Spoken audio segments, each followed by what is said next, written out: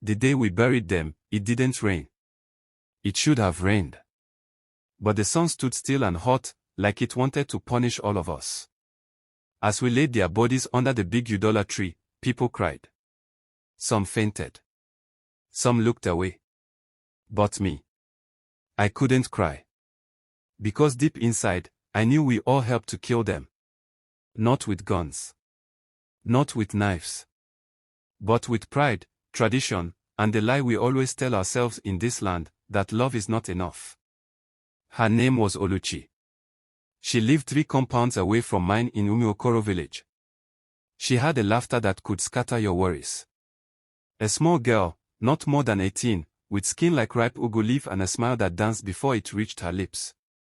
Oluchi was the kind of girl who could carry water on her head and still sing sweet songs to the moon. Even the village madman would come down when she passed. Her father was Ichi Aguna, a proud man. Rich. Stubborn. He had 3 wives and 10 children. Oluchi was his youngest. And his favorite. But even a father's love is sometimes more prison than protection. Then there was Chisom. Quiet. Tall. Always writing something with a stick on the ground. People said he wasn't strong like other boys. But I knew him. He carried silence like strength. His mother was a widow who sold palm oil in the market. They were not rich, but they were happy. Chisom loved words. He once told me, words don't lie, no. People lie. But if you write truth, it will stay. He used to wait by the stream, just to see Oluchi pass. Sometimes she pretended not to see him. But I knew she was always looking for him too. Love started small. With shared laughter. Stolen glances.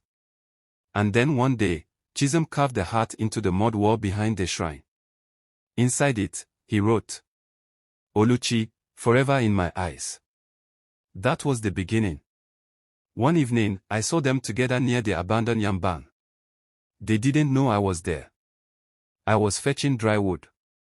He held her hand. She held his heart. He said, I will marry you, Oluchi. Even if the sky falls. She said, then let it fall. She gave him her waist beads. He gave her a piece of red cloth tied into a ring. That night, the moon hid behind clouds. Even the sky knew what was coming. Ichi Aguna found out. He didn't ask questions. He didn't speak with calm. He stormed into Chisom's mother's house like thunder. Tell your bastard son to stay away from my daughter, he shouted. Chisom stood his ground. I love her, he said. The slap came fast. It landed on his mother's cheek. You love what you cannot afford. Ichi growled. Can love buy rappers? Can love pay bride price? The next day, he locked Oluchi in the inner room of his compound. She didn't eat for 3 days.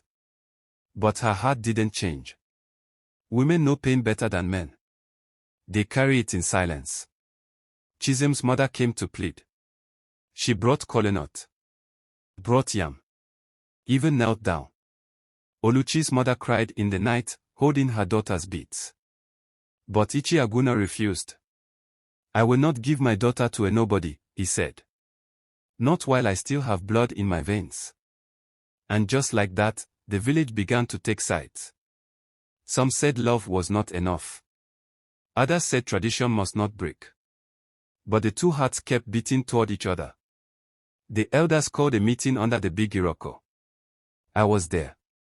Young boys like me were told to sit at the edge and keep quiet. They argued for hours. This girl is not the first to fall in love, one elder said. But our daughters must marry into strong houses, another replied. Then Ichi Aguna stood up and spoke like a lion. My daughter will marry Chief Obilu's son. He is rich. He studied in the city. Not this one that writes in the sand. And just like that, they ended the matter. No one asked Oluchi. No one asked Chisom. Oluchi sent a message through a small boy. Chisom met her at the back of the old shrine. She had her mother's wrapper tied over her own. I want to leave, she said. To where? anywhere. As long as it's with you. He didn't answer for a while.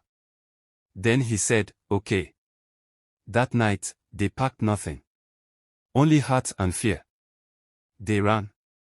The village woke up the next morning in fire. Ichiaguna screamed like a man possessed. He called the vigilante boys. He called the hunters. He called the gods. He said, if they sleep together, she is dead to me. The search lasted 2 days.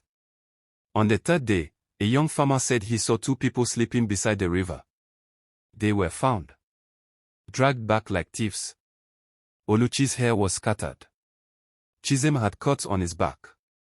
But their eyes stayed locked. The punishment came fast. He was tied to a tree. She was taken inside. Nobody knows what they did to her. But her screams were heard across the village. They were not allowed to see each other again. Oluchi was sent to her aunt's house in another village. Chisom was warned, next time, it would be his life. But love is not a thing that ends like that. Letters found their way between hands. Songs were passed in whispers. Every full moon, Oluchi would tie a white cloth on a tree near the village border. Chisom would find it and smile. That was how they kept hope alive. One day, news spread. Oluchi was to marry Obina, Chief Obilu's son. The rich one. The one from the city. She came back to prepare. I saw her face. It was not the face of a bride. It was the face of someone walking into a coffin. The village danced. The drummers beat their drums. But Chisom did not show his face. He was gone. Some said he went mad. Others said he had left the village. No one knew the truth. Not even me. The wedding was set. Palm wine flowed. Yam was pounded. People wore white. But just before the bride was to come out, a woman ran into the square. She was crying. She pointed to the back of the compound. People followed. They found them there. Lying side by side. Under the Udala tree. Dead. Their hands were tied together with Oluchi's waist beads. In Chisom's hand was a piece of paper. It said, if we can't marry in this life, we will find each other in the next. We didn't want to die. We just wanted to love. The crowd stood still. Even the wind didn't blow. They buried them side by side.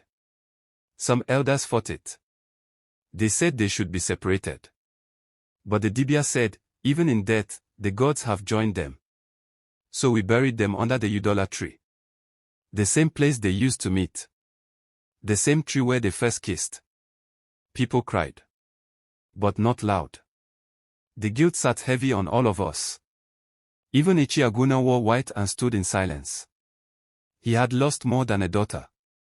He had lost the chance to be human. Years have passed. New children have been born. New lovers now sing by the stream. But the Udala tree still stands. Every year, on the same date, white flowers fall from its branches. Some say it is a sign. Others say it is just nature. But I know what it is. It is love that never died. It is the sound of 2 hearts that refuse to be broken by the world. A warning and a lesson. If you ever visit Umuokoro and sit under the Udala tree, don't speak loudly. Speak softly. Tell the tree your secrets. Tell it your dreams. And if you are lucky, the wind will carry your message to 2 souls who once lived and died for love. And maybe, just maybe, they will smile and whisper back. Love is enough. But only if you let it be. If you love this story, kindly like, comment and subscribe, turning on the notification button on for quick notice of my new video.